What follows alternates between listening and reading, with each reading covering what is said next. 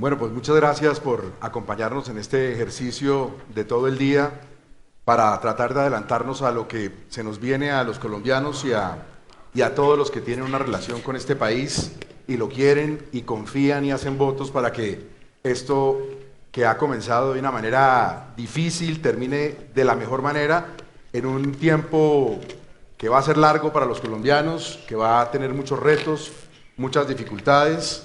Les pido que me disculpen porque estoy saliendo de una pequeña gripa, así que somos las tres damas, mi gripa y yo, y vamos a hablar de cosas que tienen que ver con los retos y lo que se nos viene. Por supuesto, se cruzan aspectos económicos, empresariales, jurídicos, sociales en esta charla que vamos a tener antes de que llegue el presidente Santos a hacer lo suyo en el foro. Yo he pensado y he conversado además con algunas de las panelistas que tenemos unos retos a largo plazo, pero tenemos también unos retos inmediatos. Y por eso quisiera plantearle a la doctora Catalina el primer reto y el más cercano, que parece que a veces lo obviamos por un poco de emotividad, de euforia, pero también porque estamos pensando en un futuro que es más distante. Y ese reto es el de lograr que la gente entienda los acuerdos que ya son públicos, sea que tomen el camino de leerlos o el camino que propuso Héctor Riveros de no leerlos para no complicarse con la carpintería jurídica y simplemente votar. ¿Y cómo vamos a hacer para que la gente, doctora Catalina, acepte ese reto de entender, de saber lo que le viene en un futuro y de ir a las urnas a votar? Bueno, Gustavo, muchísimas gracias por la invitación y por la pregunta. Sí, yo creo que hay dos retos distintos. Uno es ya, ahora, septiembre. Es el momento para ser un mejor país, para deliberar mejor, para entendernos mejor, para conocernos mejor, y sobre todo para tomar una decisión de la cual dependen, digamos, las futuras generaciones. Y eso yo creo que no se puede hacer, con respeto de mi queridísimo amigo Héctor Riveros, sin entender los acuerdos. O sea, hay que sentarse, hay que leer esos acuerdos, hay que saber qué dicen, para poderlos defender. Yo creo que las personas que votan por el no tienen razones, yo creo que tenemos que oírlos, yo creo que tenemos que ser respetuosos, yo creo que la deliberación nos engrandece, pero para eso tenemos que leer los acuerdos, porque tenemos que darles razones. Entonces me parece que ese es el primer gran desafío, es poder entender por qué estamos votando, para que a través de la deliberación y de la participación, esa votación haga de la decisión que se tome, cualquiera que sea, una decisión mucho más legítima, porque lo que se viene para adelante no es menor. Es decir, lo que se ha logrado hasta ahora es muy importante, pero lo que falta es enorme y pues de eso vamos a hablar. Entonces, es un desafío enorme. Entonces, entre mayor legitimidad haya en esa votación, pues más fácil lo que se viene, que es muy difícil. Y por eso creo que hay que comprender los acuerdos, hay que aclarar las incomprensiones, hay que aclarar los malentendidos, hay que decir dónde se está mintiendo para que la gente vote con conciencia. Mientras los colombianos nos preparábamos o nos preparamos para estos retos, a una de las panelistas le tocó un reto personal bastante... Usted sabe que es usted, ¿cierto? Así es. Bueno, la señora vicefiscal va a tener una responsabilidad enorme que comenzó con una cierta preocupación que muchos colombianos descubrimos en una entrevista de ella con María Isabel Rueda, si no estoy mal, en la que dijo que básicamente nuestra fiscalía no estaba preparada para los retos del posconflicto y hubo gran preocupación en la opinión pública sobre ese particular. Han pasado pocas semanas. ¿Cómo va la preparación? Gracias, Gustavo. Buenos días a todos. La preparación va bien y cuando yo le di la entrevista a María Isabel, o mejor, cuando respondí eso a la pregunta de María Isabel, fue porque cuando llegamos a la Fiscalía encontramos que ciertamente se había hecho un inmenso trabajo en relación con los informes, pero solamente respecto a las FARC. A eso respondió mi contestación en el sentido de que los acuerdos hablan no de un criterio personal para definir qué procesos van a la Jurisdicción Especial para la Paz, sino de un criterio material. Y voy a la obligación específica para la Fiscalía General de la Nación. La obligación específica para la Fiscalía es enviar, en primer lugar, unos informes sobre todas, y resalto, sobre todas las investigaciones que tenga la Fiscalía por hechos relacionados con el conflicto armado. Cuando yo dije no estamos preparados, es que habíamos reducido el ámbito de preparación de los informes a uno solo de las partes que participaron en el conflicto, que eran las FARC. Ese fue el sentido de mi pregunta, de mi respuesta, para aclarar.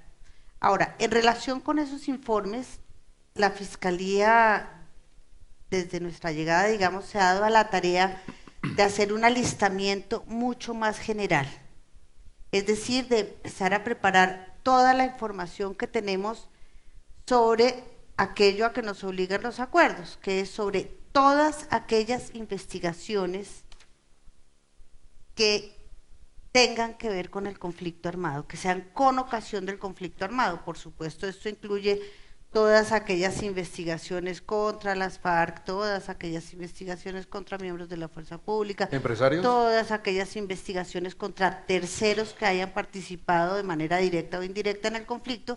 Es decir, es un ámbito de aplicación mucho más amplio y general.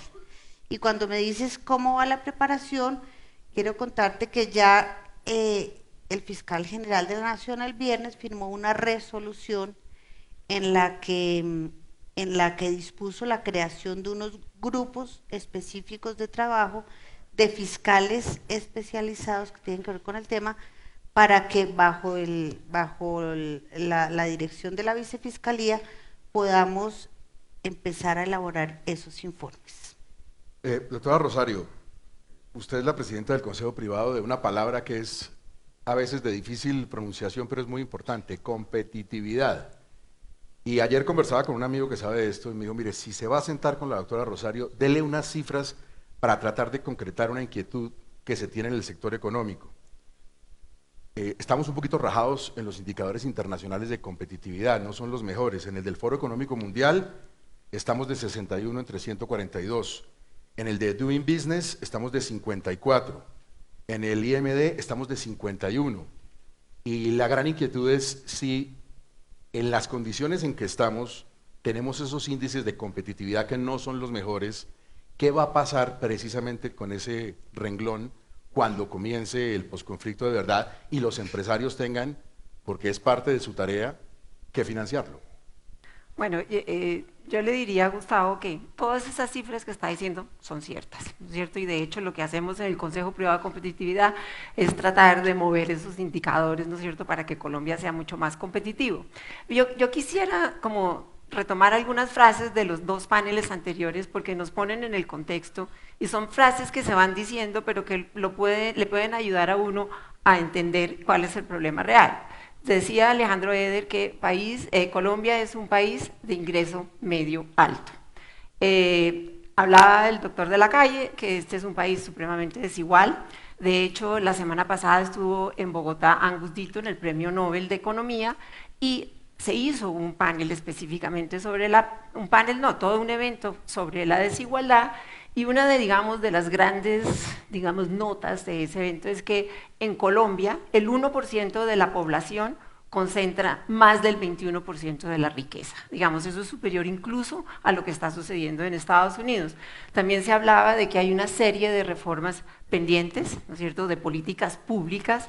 También Fabio Villegas hablaba de que Colombia podría crecer, él mencionó el PIB potencial, ¿no es cierto?, aumentar el PIB potencial en un 2%, que habría un enorme también potencial para el desarrollo del turismo y que habría un enorme impacto social. También se hablaba de la inversión extranjera, de cómo va a llegar la inversión extranjera a Colombia y que eso va a disparar, ¿no es cierto?, la economía. Y yo quisiera como retomar esto porque todo esto es cierto, o sea, la paz nos trae una enorme oportunidad, pero las oportunidades hay que poderlas agarrar y las tenemos que construir. Y cuando uno habla de competitividad, es verdad, Colombia, por ejemplo, en el indicador de competitividad global del Foro Económico Mundial, del WEF, está de puesto 61 entre 144 países. Pero algo que le está pasando a Colombia es que independientemente del posconflicto, ¿no es cierto? Nosotros sí tenemos que hacer esas reformas que nos lleven a ser un país más competitivo. ¿Y por qué? Porque incluso en ese índice del Foro Económico Mundial, ellos lo dividen de acuerdo con el nivel de desarrollo de un país, en cuáles son las condiciones que un país necesita de acuerdo con su nivel de desarrollo para poder competir.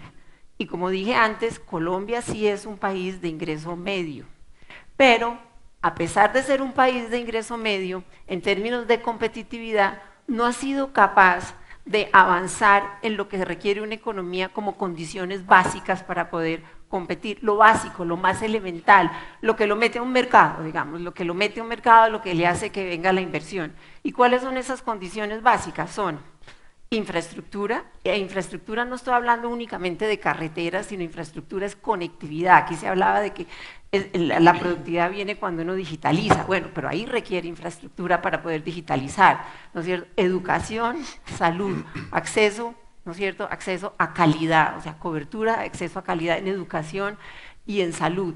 El otro tema en el cual tampoco nos va bien es, y quizás en el que más mal nos va, y el que más vamos a necesitar para el posconflicto es institucionalidad. Claro. O sea, Colombia en institucionalidad está en el puesto 114 de 144 países. ¿Y qué quiere decir institucionalidad? Pues quiere decir, digamos, como toda esa columna vertebral, ¿no es cierto?, de una economía que hace que funcionen las cosas, o sea, que los agentes de la economía todos se comuniquen. ¿Y dónde es que estamos peor? Pues estamos peor en lo que todos sabemos: corrupción, justicia, eficacia del gobierno, del Estado. Entonces, cuando hablamos, digamos, de estos indicadores, y usted me pregunta, ¿cómo vamos a competir más ahora? ¿No es cierto? No, es que no es más ahora que antes, sino que es que la tarea la tenemos que hacer. Si queremos llegar a los territorios, ¿sí?, tenemos que ser competitivos. Nosotros no podemos llegar a los territorios y no podemos pensar que va a haber desarrollo productivo en estas zonas, digamos, que han estado aisladas, si no hay conectividad, si no hay gente educada, si no hay salud, si no hay Estado. Entonces, pues yo creo que, digamos, y ahí lo dejo porque quisiera también hablar, pero después quizás, de la parte económica, claro, que es otra de las condiciones básicas de la economía para competir. Mire, en lo que tiene que ver con la competitividad y con la competencia, ya vamos a hablar con la vicefiscal de una idea que tienen algunos de que la justicia transicional es una especie de competencia de la justicia ordinaria, por llamarla de alguna manera, y que va a ser un supratribunal, que va a tener todos los poderes. Pero hay un asunto de competencia que quisiera que usted también tocara, doctora Catalina, y es que también existe la falsa creencia, o usted me dirá si no es falsa, de que los acuerdos pueden competir con la Constitución. Y tenemos que tener siempre la posibilidad abierta de que la Corte Constitucional puede tener pronunciamientos que quizás no sean tan favorables sobre algunos puntos del acuerdo. ¿Eso podría pasar o no? Absolutamente sí. La Corte Constitucional lo dijo en la sentencia sobre el plebiscito. Es decir, el proceso de paz no deroga el derecho constitucional colombiano.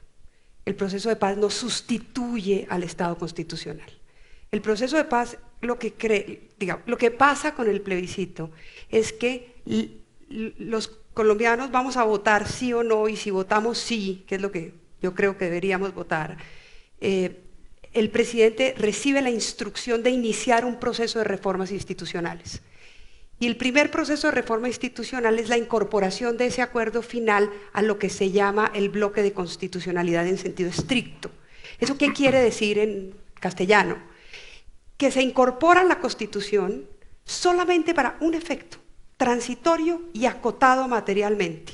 Y es que durante los 6 meses, prorrogables 6 meses más, que se van a adoptar las normas que implementan ese acuerdo, esas normas que implementan el acuerdo deban estar de conformidad con el acuerdo. Y para ese único efecto se incorpora la Constitución política en lo que se llama el bloque estricto de constitucionalidad. Si hay una antinomia, es decir, si hay algo de ese acuerdo que viola de manera radical la Constitución política, la Corte Constitucional se reservó el derecho, y yo creo que con justa razón, para poner de presente que ahí hay una violación de la Constitución política. Y por eso además hay unos comités de seguimiento y está toda la institucionalidad operando a favor de que pueda haber una armonización de un proceso de justicia transicional que es difícil, que es excepcional y que es transitorio con el derecho constitucional colombiano que no de ninguna manera va a ser sustituido. Bueno, ahora sí vamos a lo de la competencia en términos de la fiscalía y esa justicia, o digámoslo, ese tribunal, para ponerlo de una forma más concreta. ¿Va a terminar siendo la fiscalía una especie de el niño del barrio que ve que llega un niño más grande, más apuesto y que le ponen más cuidado a todas las niñas del colegio? ¿Va a terminar siendo la fiscalía opacada por esa justicia que nos han dicho desde el doctor Henao hasta el presidente César Gaviria, que tiene una prolongación en el tiempo bastante, no sé si útil o preocupante? Gustavo, la respuesta es no. ¿Y por qué no? Primero, porque la fiscalía no va a perder competencia sobre asuntos que todos creemos que va a perder. Es decir, la fiscalía no se va a acabar. La fiscalía tiene un primer momento muy importante en este tiempo, que es aquel que va a transcurrir entre la firma de los acuerdos y la entrada en vigor de la Jurisdicción Especial para la Paz, y aún más, no solo de la entrada en vigor de la jurisdicción, sino del momento en el cual pierde competencia para conocer de ciertos procesos. ¿Qué pasa en ese momento? Los acuerdos se firmaron muy recientemente y al tenor de los mismos dicen: la Fiscalía General de la Nación preparará unos informes que deberá enviar a la Jurisdicción Especial para la Paz, y una vez ésta los reciba, mirará qué procesos va a asumir previa una decisión de definir si son o no relacionados con el conflicto. Mientras todo eso ocurre, la Fiscalía sigue conociendo de los procesos. ¿Eso qué quiere decir? La función de la Fiscalía en este momento es fundamental, no ha perdido ni va a perder en el próximo futuro competencia. ¿Cuánto puede pasar de aquí a que eso ocurra? Puede pasar un tiempo importante, si tenemos en cuenta el plebiscito, la creación de la Jurisdicción Especial para la Paz, su entrada en vigor, un ejercicio previo de definición de si los hechos están o no relacionados con el conflicto. Yo calculo que puede pasar un término que es en años y no en meses. Yo no sé decir si uno... Vicefiscal, perdóneme, ¿esos Sí. informes servirán como herramienta también para la justicia especial para saber si alguien está mintiendo o no? Seguramente, claro que sí, de ellos se debería derivar, pero ahorita me refiero a los informes. Luego, entonces, la función de la Fiscalía en este momento va a ser fundamental, porque al paso que tiene que preparar toda esa información, todos los informes, estudiar cada uno de los procesos, continúa con su labor ordinaria. Es que no todos los procesos lo son por hechos ocurridos durante el conflicto. Claro. Y ustedes han oído al fiscal general de la Nación hablar de temas de corrupción, de lavados de activos, de delincuencia organizada, de hurtos incluso, de delitos menores, de violencia intrafamiliar. Sobre todos esos delitos, la Fiscalía General de la Nación continúa conociendo, de manera que lejos de poder afirmar que la entrada en vigor de una jurisdicción especial, transitoria y para un efecto específico va a disminuir la función constitucional de la Fiscalía General de la Nación, es un error, diría yo. Doctora Rosario, estamos acostumbrados en Colombia, que es un país centralista, con unas regiones a veces muy alejadas de ese centro, a que los recursos llegan y se van quedando en manos de muchísima gente que no es la destinataria de los recursos. Una de las cuestiones claves del posconflicto, uno de los grandes retos de lo que nos espera en esta construcción de la paz, es la llegada a sitios muy lejanos del empresariado, que va a tener que tener unas condiciones de creación de empleo, de generación de prosperidad en la región, porque no todo lo puede hacer el Estado con unas partidas. ¿Cómo se están planteando ustedes los empresarios ser competitivos en esas regiones donde hoy, por motivos de la violencia, no han podido estar como toca? Bueno, Gustavo, yo pienso que, así como decía antes, que el país necesita una agenda de competitividad, ¿no es cierto?, para que nos desatrase, incluso lo más básico, pues cuando uno le suma el posconflicto, pues necesariamente tiene que como que ampliar y casi que focalizar esa agenda de competitividad en esos territorios. Como lo decían en el panel anterior, o sea, a ninguno de los territorios puede llegar el Estado solo sin el acompañamiento del sector privado. Lo que pasa es que cada uno pues tiene su rol, ¿sí? El Estado necesariamente tiene que proveer los bienes básicos, ¿sí? Lo básico para que los empresarios puedan llegar y puedan hacer su gestión productiva en ese territorio.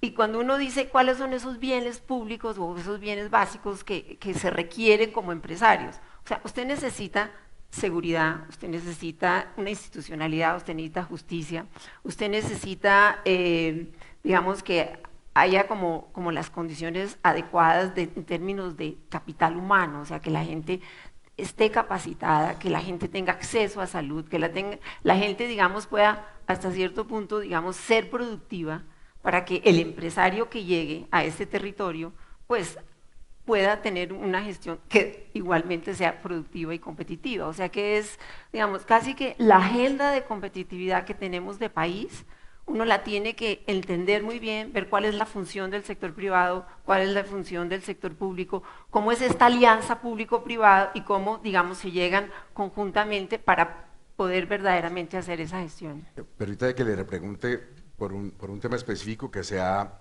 tocado varias veces y sobre el cual el gobierno ha dado una tranquilidad y también los negociadores, que es el asunto de la entrega, por ejemplo, de dineros de parte de algunos de esos empresarios en las regiones a los grupos al margen de la ley, que se entiende que en el sentido de haber sido una coacción no hace que tengan nada que responder frente a la justicia, por lo menos los deja a un lado. Los empresarios se plantean cuántos pagos se necesita para que esa extorsión se convierta en colaboración. Es decir, muchos dicen, mire, yo tuve que pagar 15 veces o 20 veces y tengo un temor de que cuando empiece a operar esa justicia, lo que yo hacía para sobrevivir en la región se convierta en un señalamiento de financiación, que eso sí me parece más delicado. ¿Cómo están ustedes en ese aspecto? No, yo pienso, Gustavo, que digamos eso incluso es un tema que como que se sale de mi esfera y es una discusión que está teniendo el país en este momento de cómo se está interpretando lo que viene. Ahora, yo no le tengo en ese sentido una respuesta, o sea, yo no tengo ni idea qué es lo que cada uno de los empresarios está pensando con respecto al momento que vivió en cada uno de los momentos del tiempo, o sea, yo le hablo más de economía que de eso. Muy bien. Doctora Catalina, la fiscal de la Corte Penal Internacional dijo que el proceso de paz no debe violar los estándares internacionales y que para que no lo haga debe haber unas efectivas sanciones. ¿Habrá efectivas sanciones? Ese es un reto importante para Colombia. Sabemos que nos vamos a tener que tragar muchos sapos, de lado y lado, pero en términos de cómo nos va a mirar la comunidad internacional, como estamos haciendo las cosas, ¿sí vamos a tener cómo cumplir esos estándares internacionales o no? Sí, yo creo que la fiscal lo que dijo fue que ella confiaba en el proceso, que ella sentía una enorme satisfacción de que no iba a haber amnistías por violaciones graves de derechos humanos, por crímenes internacionales y que esperaba que las sanciones fueran efectivas. ¿Qué hizo la fiscal con eso? Aceptó que la sanción puede no ser la cárcel. Ahí resolvimos una discusión, porque algunas de las personas que se oponen al proceso decía que violaba estándares internacionales porque la gente tenía que ir a una cárcel con rejas. La fiscal dijo, no, lo que tienen es que ser efectivas. ¿Y qué significa que tienen que ser efectivas? Tres cosas. Tiene que haber restricción de derechos, tiene que haber supervisión, y esas personas tienen que tener a su cargo obligaciones, particularmente en este caso a favor de las víctimas, digamos, en materia para reparar a las víctimas. A mayor restricción de derechos, a mayor supervisión y mayores obligaciones, menos riesgos hay de que la Corte Penal Internacional intervenga. Y me parece que tal y como está diseñado, ahora la responsabilidad va a ser del tribunal, que va a ser quien tiene que imponer las sanciones y tiene la atribución por los acuerdos de imponer sanciones efectivas en los términos que estoy mencionando. Vicefiscal, es un reto muy importante, por supuesto, para todos, que las personas que se desmovilicen pues tengan un ejercicio de su ciudadanía tranquilo, que gocen de los derechos de todo el mundo, que no sean segregados, que no sean señalados, pero también es cierto que muchas de estas personas, por X o Y camino, como ha pasado en otros procesos, pues terminan reincidiendo en la delincuencia. ¿Cómo va a ser la tarea de la Fiscalía frente a esas personas que se desmovilizan, que son hoy nuevamente parte de la sociedad y que pueden incurrir en conductas no solamente de delitos comunes, sino políticos? Bueno, efectivamente puede ocurrir que una vez la persona se desmoviliza pueda reincidir en las mismas actividades o cometer nuevos delitos. Esos hechos, por supuesto, serán objeto de investigación, persecución y sanción por parte del órgano competente.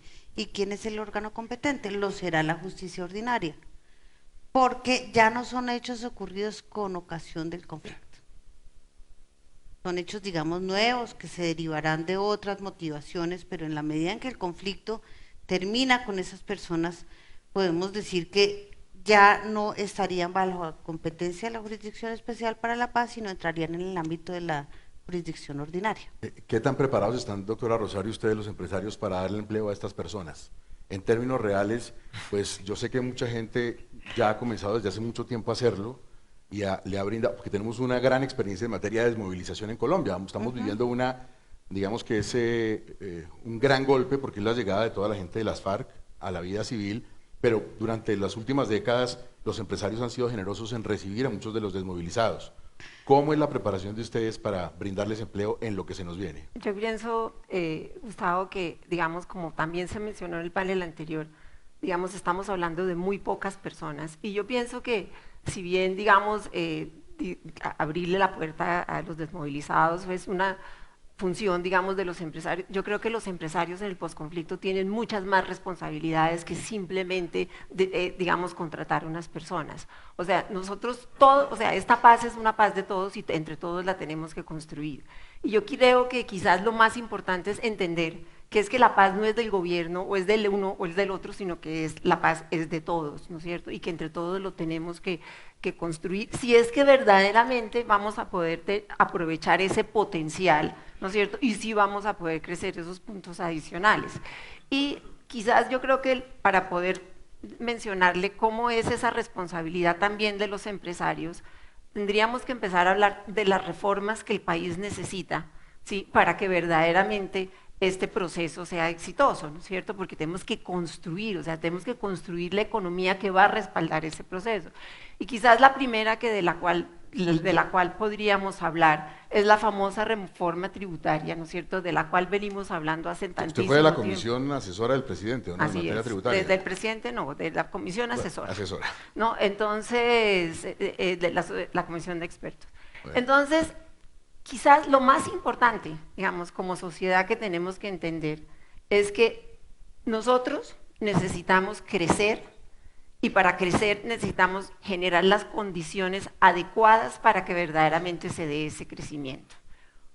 Para que se den esas condiciones adecuadas tenemos que tener un sistema tributario adecuado, y un sistema tributario que sea eficiente económicamente, progresivo, equitativo y sencillo, ¿sí? Y lo primero que, digamos, quizás el primer paso y quizás el que vamos a ver dónde es que está esa responsabilidad, porque la reforma tributaria yo creo que se va a presentar al día siguiente, ¿no es cierto? O sea, el 3 o si no el 3, el 10, ¿no es cierto? Es que en esta reforma, digamos, todos entendamos que, primero, Colombia como porcentaje del PIB recauda poquísimo para el nivel de desarrollo que tiene. O sea, Colombia solamente recauda 14 puntos del PIB, ¿no es cierto?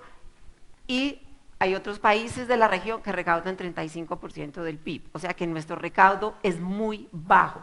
Si nosotros queremos hacer todo lo que queremos hacer, porque queremos hacer una cantidad de cosas, se requiere plata. O sea, la plata, digamos, para el desarrollo se requieren recursos, ¿no es cierto? Para llegar a lo que queremos llegar, necesitamos esos recursos.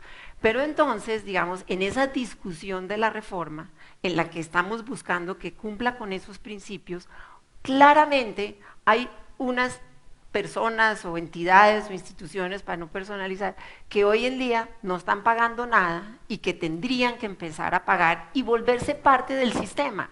E incluso pensaría yo que en un proceso como el que estamos viviendo en este momento, y yo lo creo, o sea, firmemente, entre más participativa sea, digamos, la contribución tributaria, así sea poquitica, pues más construimos ciudadanía y país. Digamos, entre más personas sientan que están contribuyendo marginalmente, porque finalmente es marginalmente, ¿no es cierto?, con 20.000 pesos o con 30.000 pesos, entre más ampliemos esa base, entre más entendamos que es que esa reforma es como para el bien y para el desarrollo del país, sin empezar a hacer como este tire y afloje, no, es que sabe que es que yo sí soy bueno y yo por eso necesito la exención, o no, sí, entonces yo creo que esa es una primera responsabilidad del sector privado. Doctora Catalina, hay un gran reto para los colombianos y es tratar de no matarnos en la tarea de hacer la paz. Mucha gente comenta coloquialmente, mire, si tuviéramos una guerra con un país vecino estaríamos todos unidos para defender a la patria, pero qué difícil es a veces ponernos de acuerdo en algo como es la paz, que nos va a dar una serie de garantías económicas, sociales. ¿Usted cree que hoy en día los colombianos estamos ya preparados para vivir el posconflicto en paz, una vez superada la votación del plebiscito? Ya como el doctor Villegas planteaba, tenemos que ir dejando atrás este asunto de que esto es un problema entre santistas y uribistas o un problema eminentemente político. ¿Cómo vamos en eso los colombianos? Pues por eso yo creo que es tan importante la deliberación en septiembre, digamos, en este mes. Por eso yo creo que no puede ser una discusión de eslogans, sino tiene que ser una discusión de argumentos. Por eso yo creo que tiene que ser tan importante reconocer al otro, el dolor del otro, el sufrimiento del otro, y cuando el otro no está de acuerdo con uno, más todavía, porque todos tenemos que caber en el mismo país, porque la paz, como bien lo has dicho, no es simplemente la dejación de armas y la reincorporación de estos combatientes a la vida civil. La paz supone construcción de ciudadanía, la paz supone construcción de institucionalidad, y eso lo tenemos que hacer todos. Eso supone que tenemos que tener un gran consenso nacional sobre que tenemos que caminar hacia allá, y eso comienza con la deliberación. Por eso me molestan tanto los eslogans y las estigmatizaciones y los señalamientos, y por eso creo que es importante hacer lo que estamos haciendo hoy, que es tratar de contar qué es lo que dicen los acuerdos para que cada uno tome la decisión a que corresponda, porque es el primer paso de la construcción de esa paz, con ciudadanía, con Estado, con reconciliación. Yo les quiero agradecer a todos habernos acompañado, a las panelistas, y los dejamos para que continúen participando en este foro, y creo que viene ya la intervención del señor Presidente de la República, a quien recibimos en un momento. Muchísimas gracias.